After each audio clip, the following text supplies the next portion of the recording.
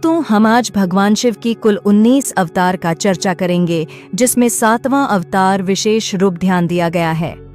दोस्तों, आपको यह बता दें कि यह शिव पुराण कथा का 15वां एपिसोड है। भगवान शंकर का 7वां अवतार है गृहपति। यह अवतार हमें संदेश देता है कि हम जो भी कार्य करें उसके केंद्र में भगवान को रखें।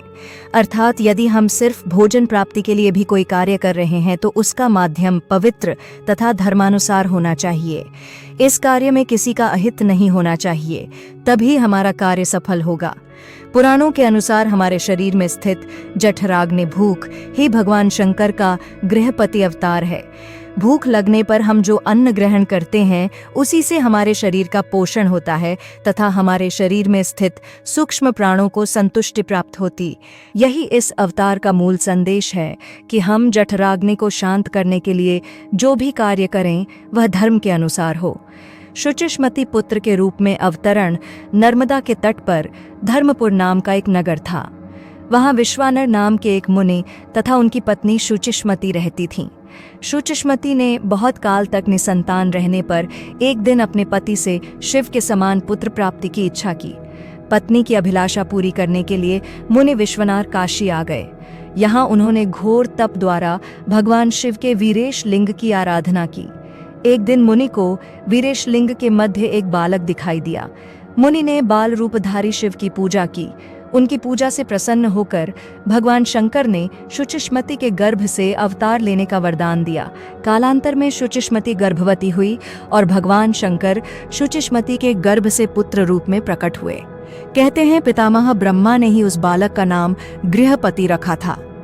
हिंदू धर्म में भगवान शिव के कई अवतारों की कथाएं प्रचलित हैं, जिनमें 19 प्रमुख अवतारों का उल्लेख होता है। ये अवतार शिव के विभिन्न रूपों और उनकी दिव्य शक्तियों को दर्शाते हैं, जिन्हें वे संसार की रचना, पालन और संहार के लिए धारण करते हैं। यहाँ पर हम भगवान शिव के 19 अवतारों के बारे में विस्तार से चर्चा करेंगे। दोस्तों, इससे पहले कि आप हमारे चैनल पर नए हैं तो वीडियो को लाइक और चैनल को सब्सक्राइब जरूर करें। भगवान शिव पहला अवतार पशुपति है। भगवान शिव का यह रूप सभी प्राणियों के स्वामी और रक्षक के रूप में होता है। वह पशुओं, मनुष्यों और सभी जीवों के पालतन के देवता हैं। इस रूप में उन्होंने सभी जीवों की रक्षा की और उन्हें उनके कर्मों के अनुसार मार्गदर्शन दिया। दूसरा अवतार शंकर है। शंकर रूप में शिव ने जीवन के सभी पहलुओं को संतुलित किया और सत्य, धर्म तथा भक्ति का प्रचार किया। शंकर के रूप में भगवान ने सभी को शुभ और कल्याणकारी मार्ग पर चलने के लिए प्रेरित किया। तीसरा अवतार नटराज है। नटराज रूप में शिव नृत्य करते हुए ब्रह्मांड के निर्माण, पालन और संहार का कार्य करते हैं। यह रूप भगवान शिव के सांस्कृतिक और शाश्वत अस्तित्व को दर्शाता है, जिसमें हर अंग में सृष्टि के विभिन्न रूपों का बोध होता है। चौथा अवतार अर्धनारीश्वर है। अर्धनारीश्वर रूप में भगवान शिव और उनकी पत्नी पार्वती का सम्मिलित रूप होता है, जिसमें आधा शरीर शिव का और आधा पार्वती का होता है। यह रूप दर्शाता है कि शिव और शक्ति का एकात्मक रूप ही ब्रह्मांड का आधार है। पांचवा अवतार भव है। भव रूप में भगवान शिव ने जीवन और मृत्यु के चक्र को स्पष्ट किया।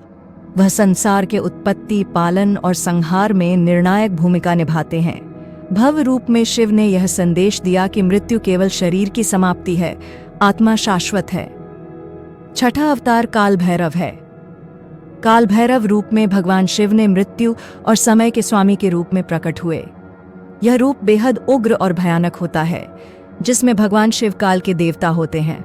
काल भैरव ने अधर्म, पाप और असत्य के खिलाफ संघर्ष किया। 7वां अवतार महाकाल है। महाकाल रूप में भगवान शिव समय के देवता होते हैं।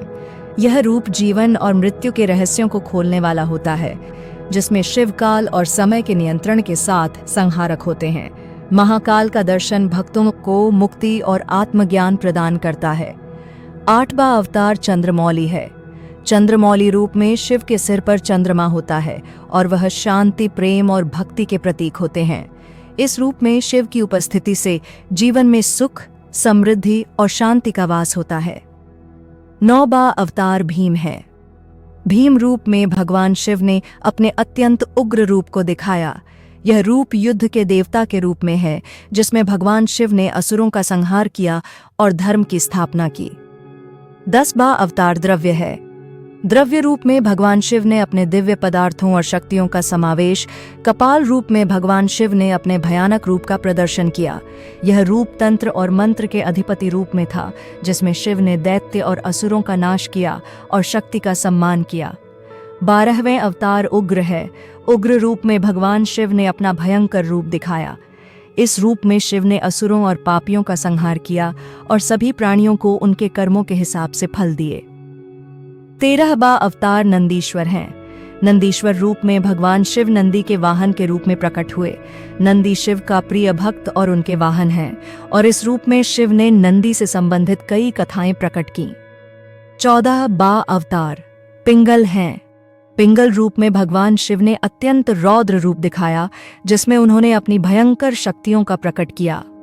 पिंगल रूप में शिव ने युद्धों और युद्धों की शैली का प्रयोग किया।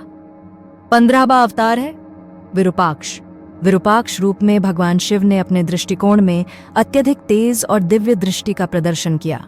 इस रूप में शिव ने संसार में राक्षसों और असुरों का नाश किया और हर व्यक्ति को सत्य का मार्ग दिखाया। 16वां अवतार है तारक। तारक रूप में भगवान शिव ने एक खास तरह की शक्ति का अवतार लिया, जिसमें उन्होंने राक्षसों के संहार के लिए विशेष शस्त्रों का प्रयोग किया और उनके आतंक से पृथ्वी को मुक्त किया। 17वां अवतार है सदाशिव। सदाशिव रूप में भगवान शिव अपनी असीम शांति, ज्ञान और प्रेम का प्रतिरूप हैं। इस रूप में शिव ब्रह्मा, विष्णु और महेश के साथ त्रिमूर्ति का एकात्मक रूप होते हैं। सदाशिव का रूप शक्ति और ज्ञान का संयोजन होता है। 18वां अवतार है योगेश्वर। योगेश्वर रूप में भगवान शिव योग, ध्यान और साधना के देवता होते हैं।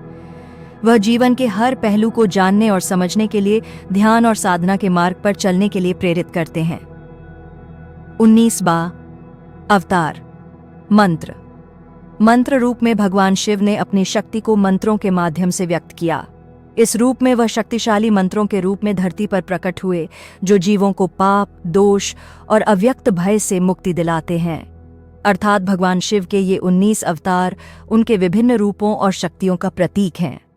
हर अवतार में शिव ने अपने भक्तों की रक्षा की और उन्हें दिव्य मार्ग पर चलने की प्रेरणा दी। शिव के इन अवतारों से हमें यह सीखने को मिलता है कि भगवान शिव जीवन के विभिन्न पहलुओं में मौजूद हैं और उनके हर रूप में एक गहरी शिक्षाएं और शक्तियां समाहित हैं।